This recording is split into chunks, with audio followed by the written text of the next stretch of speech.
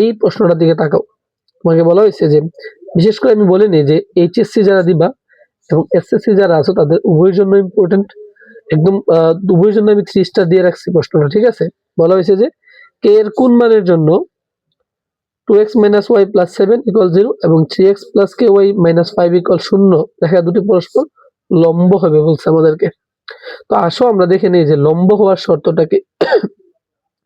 লম্ব হওয়ার শর্ত জানার আগে আমরা দুটো সমীকরণ লিখতে চাই। a1x plus b1y plus c1 equal হচ্ছে 0 একটা, আর a2x plus b2y plus c2 equal হচ্ছে 0। এই দুটো সমীকরণ তোমাকে জানতে হবে।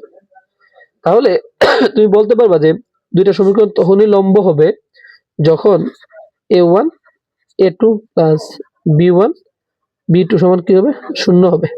এটা একটা শর্ত আমাদের, ঠিক আছে। আরেকটা শর্ত হচ্ছে যখন তাদের ডাল দইয়ের গুণফল -1 হবে।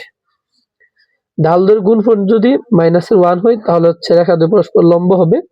আর ডাল দই যদি a1 a2 plus b1 b2 সমান যদি 0 হয় তাও আমাদের কি হবে, রেখা দুই পরস্পর লম্ব হবে। তাহলে চলো বলছে কে এর কোন মানের জন্য, তাই না। তাহলে আমাদের a1 টা কত লিখে নাও তো। a1 হচ্ছে আমাদের 2, আর যেমন x এর সহগ হচ্ছে a1, তাহলে x এর সহগ হচ্ছে a1। a2 কত আমাদের, x এর সহগ হচ্ছে a2 3।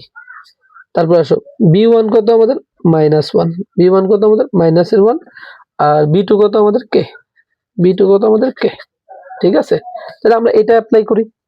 তাহলে a1 a2, a1 এর মানটা 2, a2 এর মান হচ্ছে 3 প্লাস b1 কত -1 ইনটু b2 মান হচ্ছে k ইকুয়াল হচ্ছে 0।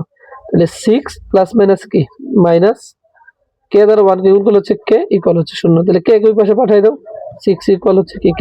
তাহলে k এর মান যখন কত হবে, 6 হবে, তখন রেখা দুই পরস্পর কি হবে, লম্ব হবে, ঠিক আছে।